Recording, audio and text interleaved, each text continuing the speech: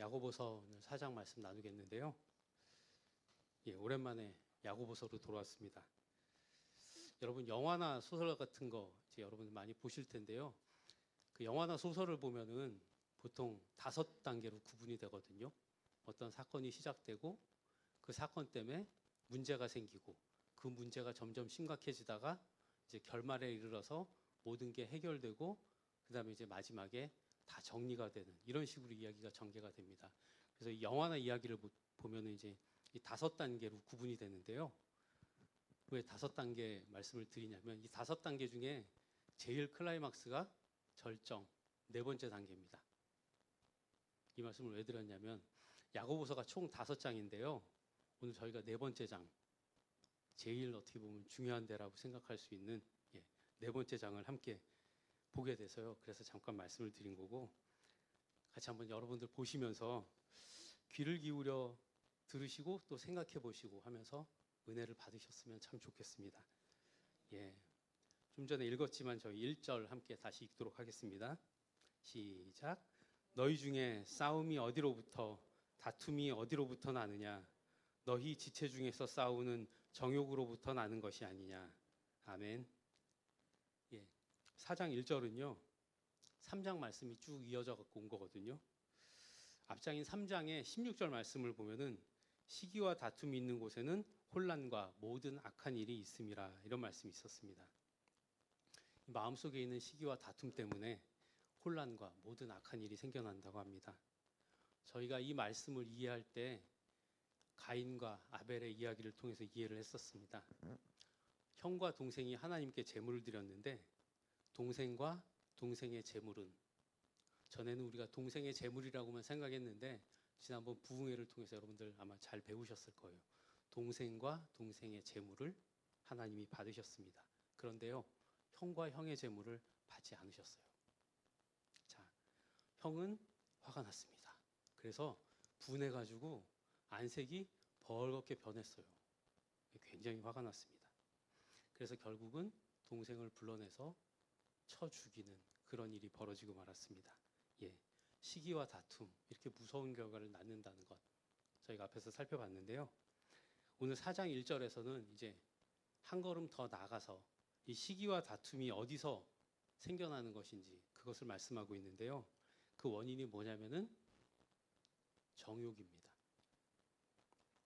이 정욕이 싸움과 다툼을 일으키는 문제의 원인입니다. 정욕이란 말은 원래 기뻐한다라는 말에서 왔거든요. 그러니까 사실은 어떻게 보면 그냥 기쁨이라는 뜻이에요. 좋은 뜻인데 성경에서는 그런 의미로 쓰지를 않았습니다. 주로 죄 짓는 정욕, 죄 짓는 기쁨, 또 쾌락 이런 좀 안 좋은 의미로 썼습니다. 신약 성경에는 이 정욕이란 단어가 이제 우리가 쓰는 정욕이란 단어 말고 이제 원래 쓰여져 있는 그리스 말로 5번이 나온대요. 근데 어떤 식으로 우리말로 번역이 돼 있냐면 정욕, 또 향락, 행락, 즐기고 논다 뭐 이런 말로 번역이 돼 있습니다. 좋은 말이 아닌 겁니다. 그렇다면은 정욕 때문에 다툼과 시기가 생겨나니까 가인이 아벨을 죽일 때도 정욕 때문이었을 것입니다. 언뜻 이해가 안 되는데 어떤 정욕 때문이었을까요? 인정받고 싶은 그런 욕심, 잘난 척하고 싶은 마음, 그런 마음이었습니다. 내가 형인데 동생보다 못하다니, 아니 하나님이 동생 것만 받으시다니, 내 재물은 나는 거부하셨네. 화가 난 겁니다. 하나님께 인정받고 싶었던 거예요. 우리가 앞에 2장에서 이런 구절을 본 적이 있습니다. 회당에 금가락지를 끼고 아름다운 옷을 입은 사람이 들어오면은요, 여기 좋은 자리에 앉으십시오 하고 안내를 하고, 남루한 옷, 아주 볼품없는 초라한 옷을 입은 사람이 들어오면은 거기 서 있든지 내 발밑에 앉아라 이렇게 말을 한다고 해요. 잘난 척 해야지 대접을 받으니까 사람들이 이렇게 잘난 척하고 싶어 합니다. 이것을 좀 어려운 말로 요한 1서 2장에서 정리를 했는데요. 요한일서 2장 16절을 보면은 자, 세상에 있는 모든 것이 육신의 정욕과 안목의 정욕과 이생의 자랑이다. 이렇게 표현을 하고 있습니다. 여러분, 이 죄하면은 가장 먼저 시작된 게 잘 아시다시피 창세기에서 하나님의 말씀을 어기고 선악과를 따먹은 사건이잖아요. 창세기 3장을 보면은 뱀이 하와에게 이렇게 말을 합니다. 선악과를 먹어도 죽지 않고 그것을 먹는 날에는 눈이 밝아져 가지고 너희가 하나님과 같이 되어서 선악을 알게 될 것이다. 이렇게 꾸십니다. 예. 뱀의 말을 듣기 전까지는요. 하와가 선악과를 제대로 쳐다보지를 못했어요. 감히 그것을 쳐다보지를 못했습니다. 그런데 뱀의 말을 듣고는 선악과를 바라보게 됐어요. 선악과를 봤더니 이게 먹음직도 하고 보암직도 하고 지혜롭게 할 만큼 탐스럽게도 보였습니다. 그전까지 언강생심 꿈도 안 꾸던 그것을 눈으로 보고 나니까 이게 참 보기에도 좋고 먹기에도 좋을 것 같고 지혜롭게 할 만큼 탐스럽기도 했습니다. 그래서 그 선악과를 따먹었습니다. 자, 여러분 먹음직하게 보였죠? 먹으면 맛있죠? 이것이 육신의 정욕입니다.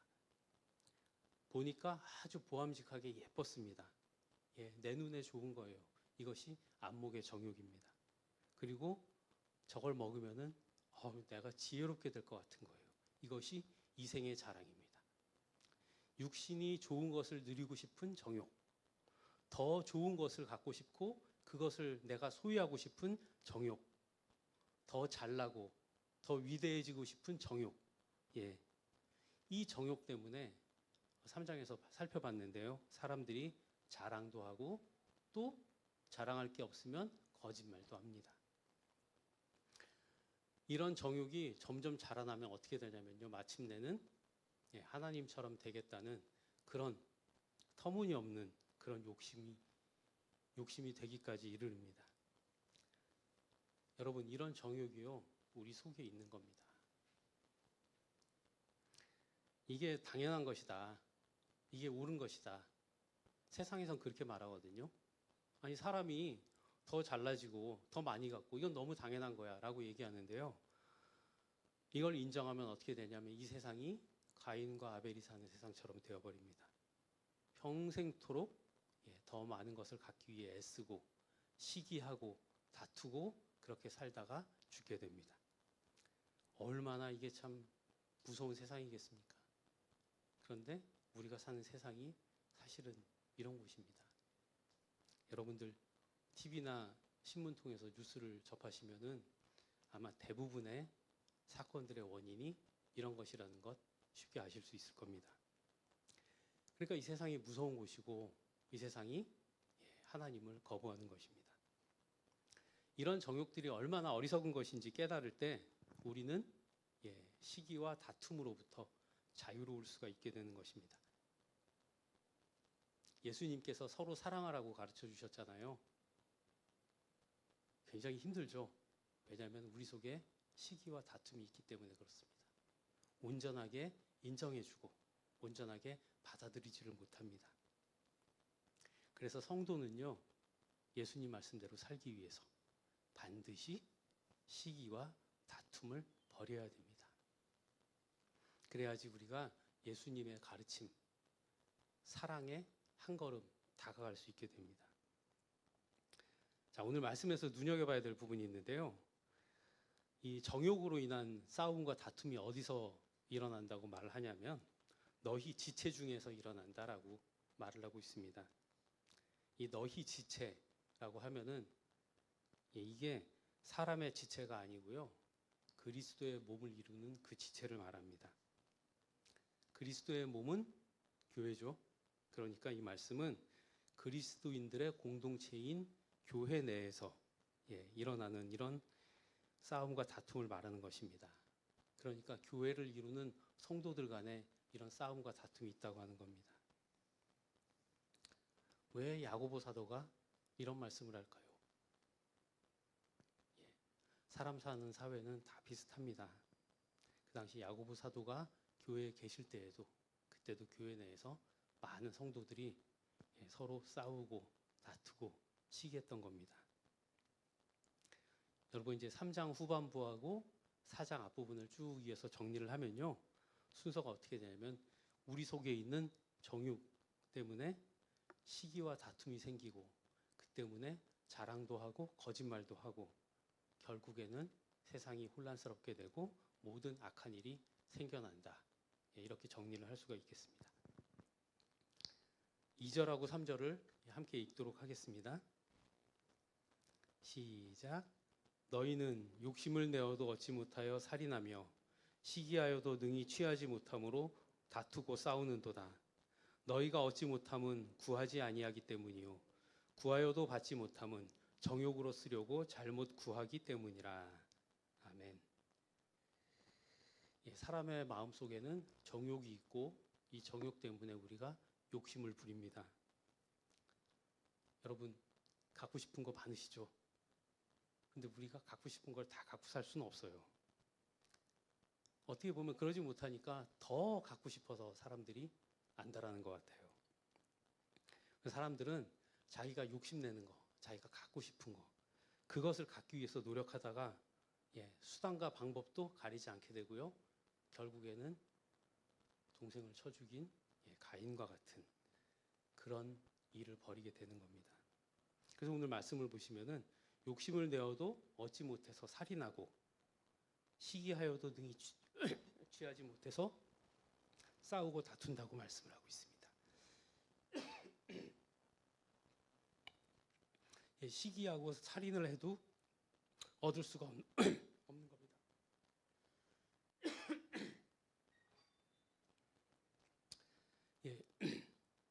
시기하고 살인한다. 죄송합니다. 이게 환절기가 돼갖고 그런 것 같아요.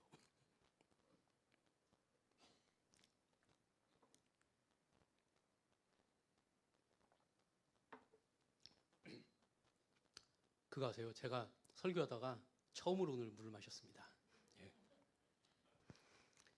시기하고 살인을 해도 얻을 수가 없다. 그럼 당시 교회 내에서 시기하고 살인하는 일들이 일어났을까요? 그런 일들이 실제로 일어나지는 않았을 거예요. 어떻게 이해를 할 수가 있냐면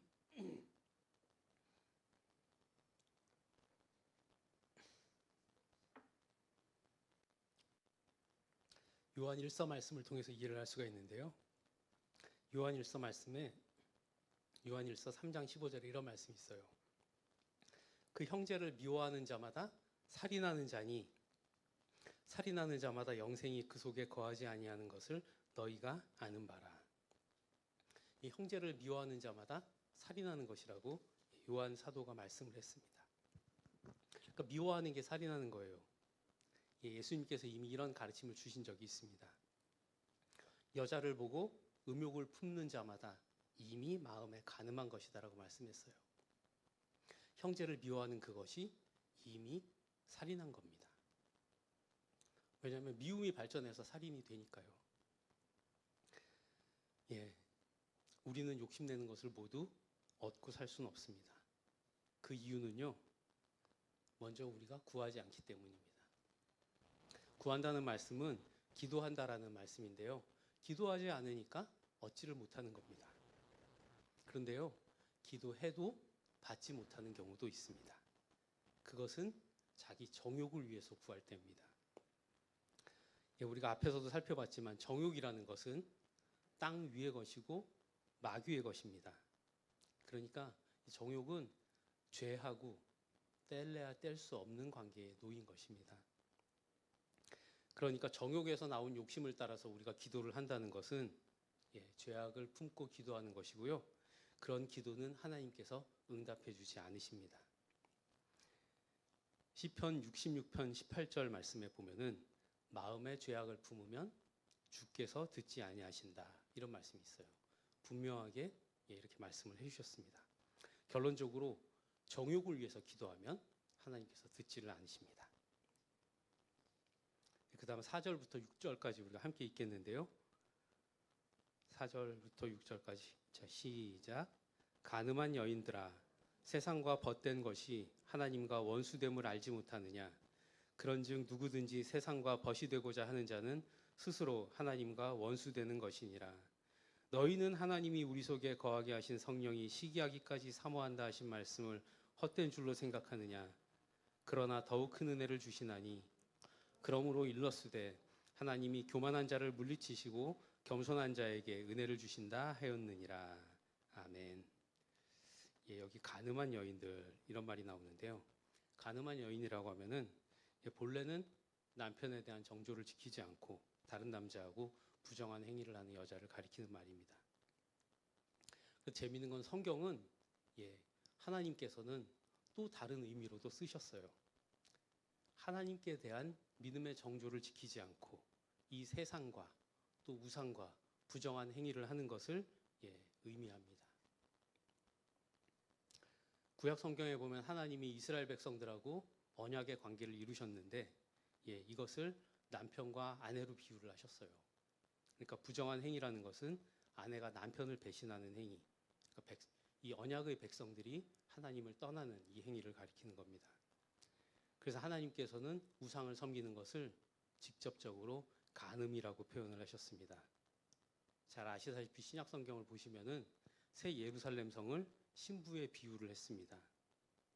그러니까 믿는 사람들, 하나님의 언약의 백성들이 신부인 것입니다. 그리고 또 요한 2서를 보면은요, 교회를 가리켜서 부녀, 그러니까 여인이라고 이렇게 표현을 했어요. 그 당시에도 교회에 여자분들이 많아서 그랬는지 모르겠는데 이런 식으로 표현을 했습니다.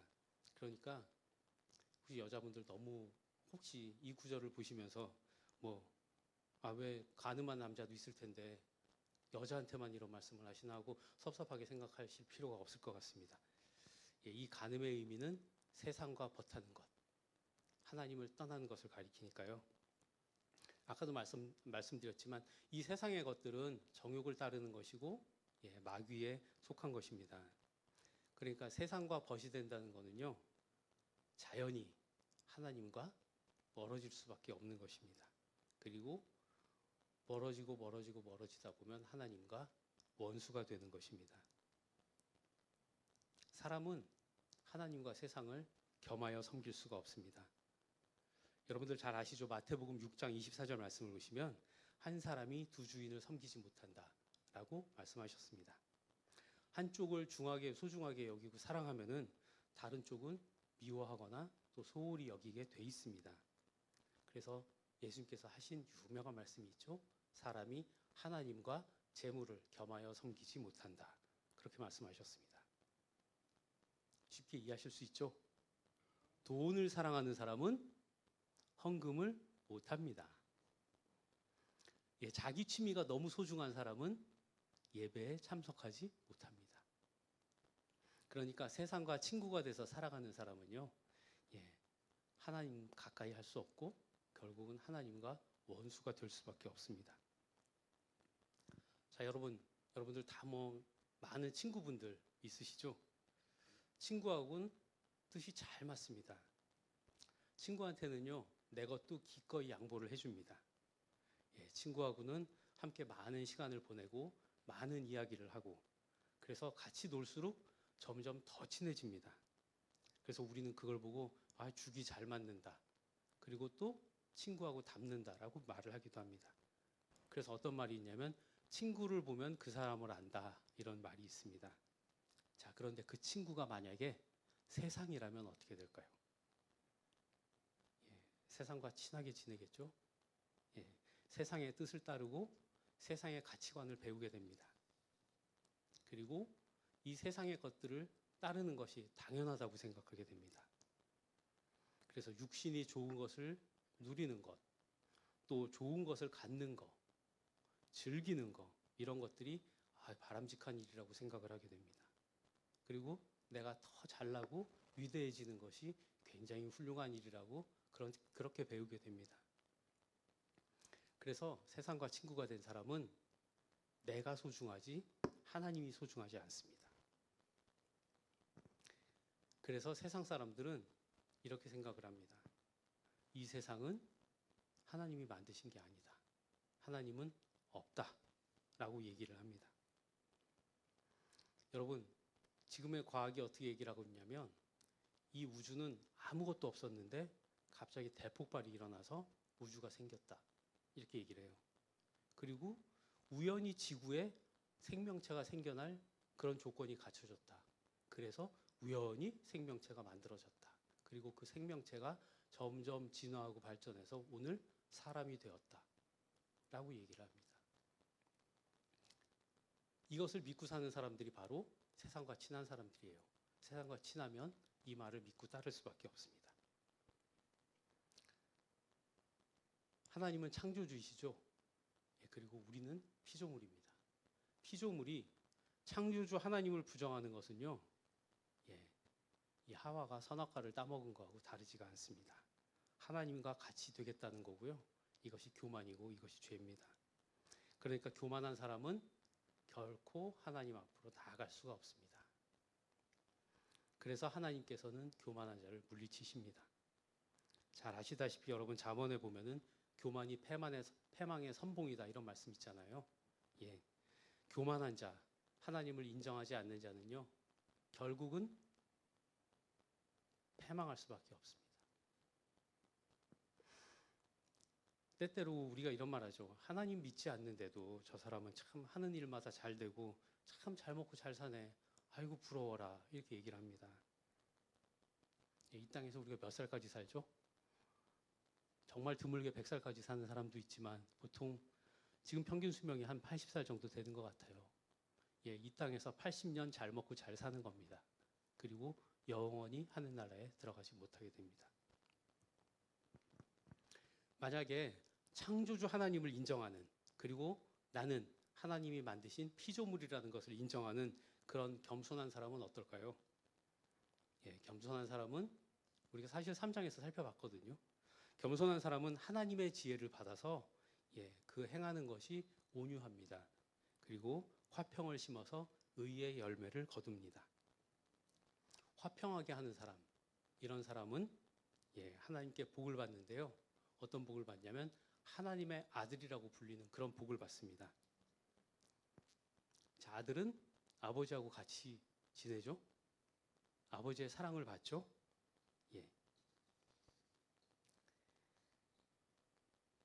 이렇게 하나님께 복을 받는 사람은, 겸손한 사람은 하나님과 가까이 하면서 하나님의 사랑을 받고 사는 사람이 됩니다. 그래서 하나님께서 교만한 자를 물리치시고요. 그런 사람은 결국은 스스로 아무리 높이려고 애를 써도 낮아질 수밖에 없고 결국은 멸망할 수밖에 없습니다. 그렇지만 겸손한 사람은, 하나님을 인정하는 겸손한 사람은 하나님의 자녀가 되는 그런 영예를 얻게 됩니다. 지금까지는 이렇게 정욕과 관련된 말씀들을 나눴습니다. 우리 속에 있는 욕심을 따라서 세상과 벗이 돼서 세상과 친해서 살면은 결국은 하나님과 원수가 된다는 말씀을 배웠고요. 그러면은 하나님과 원수가 되지 않고 하나님 가까이에서 하나님의 사랑을 받고 살려면 어떻게 해야 되느냐. 사실은 이게 중요한 문제잖아요. 그 말씀을 마지막으로 살펴보도록 하겠습니다. 7절부터 10절까지 말씀 함께 보겠는데요. 7절부터 함께 읽도록 하겠습니다. 그런즉 너희는 하나님께 복종할지어다. 마귀를 대적하라. 그리하면 너희를 피하리라.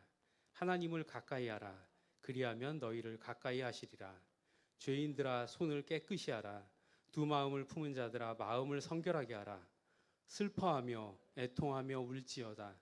너희 웃음을 애통으로 너희 즐거움을 근심으로 바꿀지어다. 주 앞에서 낮추라. 그리하면 주께서 너희를 높이시리라. 아멘. 이런 말씀이 있습니다. 오늘 7절 말씀 보시면은 너희는 하나님께 복종할지어다. 마귀를 대적하라. 그리하면 너희를 피하리라. 이런 말씀이 있는데요. 기억하세요 혹시? 주일날 우리가 본 영화 워룸이라는 영화에 나온 대사입니다. 그렇죠? 여주인공 이름이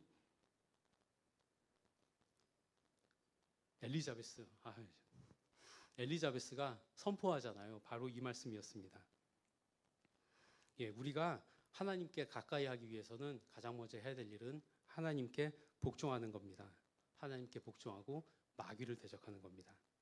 복종, 이거는 그냥 말을 잘 듣는다. 순종이라고 하죠. 이런 순종의 정도가 아닙니다. 내 뜻을 하나님의 뜻 아래에 완전히 굴복시키는 것. 내 뜻으로 살지 않고 나를 주장하지 않고 온전히 하나님의 뜻을 따르는 그것이 바로 복종입니다. 이것이 바로 겸손한 사람이 행하는 삶의 방식인 것입니다.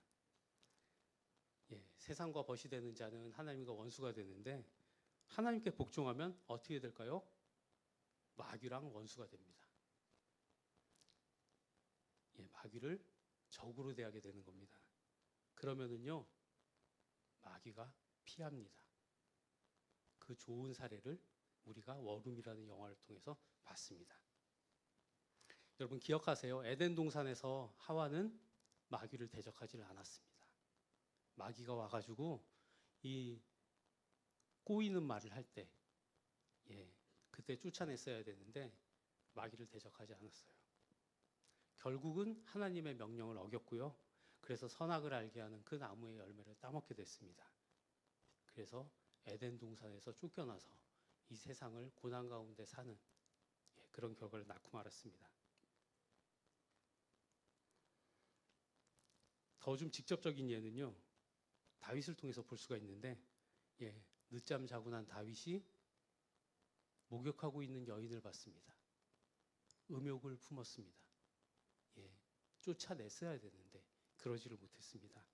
그래서 결국은 정말 충성스러운 그 부하를 자기 손으로 죽이고 아들도 잃고 결국은 나라가 엉망이 되는 그런 일을 겪게 되었습니다.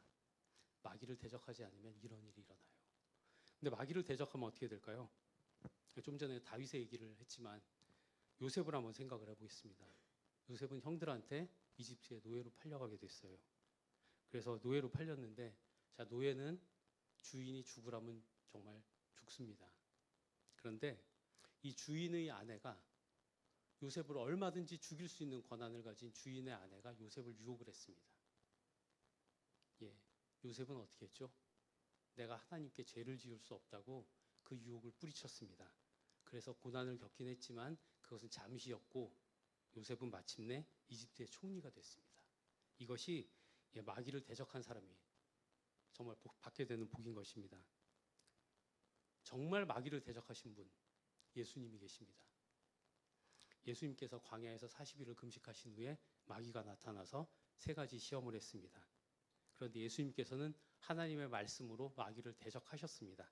그랬더니 마귀가 떠나고 천사들이 수종을 들었습니다. 그리고 예수님께서는 이 땅에서 이 땅에 오신 목적대로 하나님의 구원 계획을 이루는 이런 사역을 이루셨습니다. 마귀를 대적해야 됩니다. 그 다음에 2번째로는요, 하나님을 가까이 해야 됩니다. 첫 번째는 하나님께 복종하고 그리고 하나님을 가까이 해야 됩니다. 우리가 하나님을 가까이 하면 하나님께서도 우리를 가까이 하십니다. 요한계시록 3장 20절 말씀, 아마 곧 주일 예배 때 우리 목사님께서 이 말씀을 가지고 또 설교를 해주실 텐데요. 이 요한계시록 3장 20절 말씀을 보면은 예수님께서 문 밖에서 두드리실 때 예수님의 음성을 듣고 그 문을 열면은 예수님이 들어오셔서 함께 먹겠다고 그런 약속을 주십니다. 그러니까 우리가 하나님을 가까이 하고 하나님께 우리의 문을 열어드리면 하나님이 우리와 함께 거하시고 함께 지내신다는 말씀입니다. 하나님을 가까이 하기 위해서 해야 될 일이 있는데요. 첫 번째로는 죄인들이 손을 깨끗이 해야 됩니다. 죄인이라고 하면은 오늘 말씀에서 살펴본 것처럼 정욕에 사로잡힌 사람들, 세상과 벗이 된 사람들을 가리킵니다. 이 죄인들이 손을 깨끗이 해야 되는데 손을 깨끗이 한다는 이 말씀은요, 하나님 앞에 나아가는 사람이 자기 자신을 정결하게 하는 그런 행위를 가리킵니다. 구약에 보면은 이 제사장들이 성소에 들어가기 전에 이 성전에 만들어 놓은 물두멍에서 손과 발을 깨끗이 씻어야 했습니다. 만약에 그렇게 하지 않으면 죽습니다. 이 손과 발이 상징하는 자기 자신을 깨끗이 하고 하나님께 가까이 나아가야 되는 겁니다. 이 손을 씻는다 이 말씀은요, 지금 기준으로 생각을 해보면은 우리가 회개라고 이해를 할 수가 있어요. 여러분, 회개가 무엇일까요? 우리가 흔히 회개라고 하면은 후회하는 것이라고 생각을 하는데, 회개는 후회하는 것이 아닙니다. 후회하는 데서 멈추면 그것은 회개가 아닙니다. 그냥 그것은 후회예요. 회개는 그냥 뉘우치는 것도 아니에요. 아, 내가 잘못했구나. 그것도 아닙니다. 회개는요, 후회하고 뉘우친 다음에 고치는 겁니다. 잘못된 길에서 돌이키는 것, 그것이 회개입니다. 그래서 하나님의 뜻을 따르는 존재로 새롭게 변화되는 그것이 회개입니다. 그래야지 하나님께 가까이 갈 수 있습니다. 예수님께서 아까 말씀드린 것처럼 마귀를 물리치신 다음에 사역을 시작하셨는데요. 사역을 시작하시고 가장 먼저 하신 말씀이 뭐냐면은 마태복음 4장 17절을 보면은 회개하라, 천국이 가까이 왔느니라, 이 말씀이었습니다. 모든 일의 기본은 회개입니다. 그리고 또 한 가지는 오늘 말씀을 보면은 두 마음을 품은 자들은 마음을 성결하게 하라는 말씀이 있는데요. 두 마음을 품은 자들, 이런 사람들은 뭐냐면은 하나님과 세상을 동시에 섬길 수 있다고 생각하고 행동하는 사람들입니다. 오늘 성경 본문 말씀에 두 마음을 품은 자들, 이러니까 굉장히 나쁜 사람 같잖아요. 그런데 가만히 생각해 보면 우리 속에도 이런 모습이 너무나 많습니다. 구원받고 천국 가고 싶어요. 하나님 가까이 하고 싶어요. 그런데 세상에 좋은 게 너무 많아요. 선악과를 따먹지 말라고 하나님 말씀하셨는데 하나님의 뜻도 따라야 되고 선악과도 다 먹지 말고 밥만 먹으면 안 될까라고 생각하는 겁니다. 그게 우리의 모습입니다. 지금 4장에 이르기까지 저희가 야고보서 말씀을 쭉 살펴봤는데 야고보서 전체 말씀에 걸쳐갖고 이렇게 두 마음을 품은 자들이 계속 나옵니다. 어떻게 말씀하고 있냐면은 제가 말씀드릴게요. 한번 여러분들 기억을 떠올려 보세요. 내가 하나님께 시험을 받는다고 하는데 사실은 자기 욕심 때문에 욕심에 미혹된 사람들입니다. 내 욕심대로 살면서 내가 하나님께 시험을 받는다고 해요. 이런 사람도 우리가 봤었고요. 그리고 나는 경건하게 살고 있어. 자신이 경건하다고 그렇게 생각하지만 자기 혀로는 온갖 험한 말들을 하는 그런 사람들입니다. 그리고 하나님의 말씀을 듣는데 듣기만 하고 행하지 않는 사람들입니다. 그리고 하나님을 찬송한다고 하면서 하나님의 형상대로 지음을 받은 이웃을 저주하는 그런 사람들입니다. 이런 사람들이 하나님을 가까이 한다고 하면서 세상과 버타는 그런 사람들의 모습입니다. 마음과 행위를 버리고 오직 하나님께만 마음을 두어야 합니다. 여러분, 아까 우리가 이런 잘못된 행위를 간음이라는 표현을 썼는데 요즘 세상에서 많이 하는 말들이 있더라고요. 자기 배우자가 있고 친구가 있다라고 얘기를 해요. 그럴 수는 없습니다. 절대로요. 그리고 또 우리가 해야 될 것이 뭐냐면 오늘 말씀에 따라서 슬퍼하면서 또 애통하면서 울어야 합니다. 좀 전에 회개에 대해서 말씀드렸는데 슬퍼하고 애통하고 우는 것은요, 철저한 회개를 말하는 것입니다. 슬퍼한다는 것은 내 자신의 모습을 바로 보는 사람의 태도입니다. 내 자신을 똑바로 바라봤더니 사실은 내가 두 마음을 품고 있는 사람이었던 겁니다. 그래서 그게 너무 한탄스러운 거예요. 이것이 슬퍼하는 사람의 모습입니다. 그리고 애통한다는 것은요, 사람이 죽었을 때 우리가 곡하잖아요. 그것과 같이 대성통곡하는 것을 말합니다. 마음속에 슬픔이 너무 크면 이게 밖으로 나오는 거예요. 그리고 운다는 것은 말 그대로 눈물을 흘리며 우는 것을 말합니다. 내 속에 있는 나의 모습, 그러니까 나의 모습을 보고 내 속에서 너무 슬퍼서 그것이 통곡과 눈물로 나오는 이런 모습이 바로 참된 진정한 회개인 것입니다. 여러분, 끝으로 보시면은 우리가 웃고 즐기는, 웃음을 애통으로 바꾸고 즐거움을 근심으로 바꾸라고 말씀하고 있는데요. 웃고 즐기는 이런 것들을 하나님 앞에서 다 버려야 됩니다. 자, 저희 집 아이들이 친구들하고 통하는 걸 들어보면 너무 즐거워요. 깔깔깔깔 웃으면서 새벽까지 통화를 하더라고요. 우리가 세상과 벗이 되면은요, 세상과 어울려서 그렇게 살아갑니다. 깔깔깔깔 너무 좋은 거예요, 이 세상이. 그런데 이 세상과 더불어서 희희낙낙하는 이 모습을 버려야 됩니다. 애통으로 또 근심으로 바꾸어야 합니다. 이 말씀이 뭐냐면 하나님 앞에서 우리 자신을 낮춘다는 그런 말씀인 거예요. 구약 성경을 보면은 애통하고 근심하는 행위로 어떻게 했냐면 사람들이 옷을 찢었습니다. 그리고 거기서 더 나아가서 재를 머리에 뿌리기도 하고요. 더 나아가서는요, 수염을 뽑기도 했습니다. 자기 수염을 뜯기도 했습니다. 그래서 우리가 흔히 이 옷을 찢는 행위하고 비유를 해가지고 지금은 우리가 마음을 찢는다는 표현을 쓰잖아요. 이것이 슬퍼하고 애통하는 그런 행위인 겁니다. 정말 철저하게 회개할 때, 정말 이런 모습으로 하나님 앞에 나아갈 때 하나님께서는 그 사람을 보시고 그 사람의 말을 들어주십니다. 열왕기 하에도 말씀이 있는데요. 원래는 하나님께서 그 땅, 이스라엘 백성들이 살던 그 땅과 그 땅의 백성들을 저주하셔가지고 그 땅이 빈터가 되고 이 백성들이 모두 쫓겨가는, 모두 죽는 이런 벌을 준비를 하셨는데 하나님의 이 경고를 들은 백성들이 마음이 부드러워져서 하나님 앞에서 겸비하고 자신을 낮추고 옷을 찢었습니다.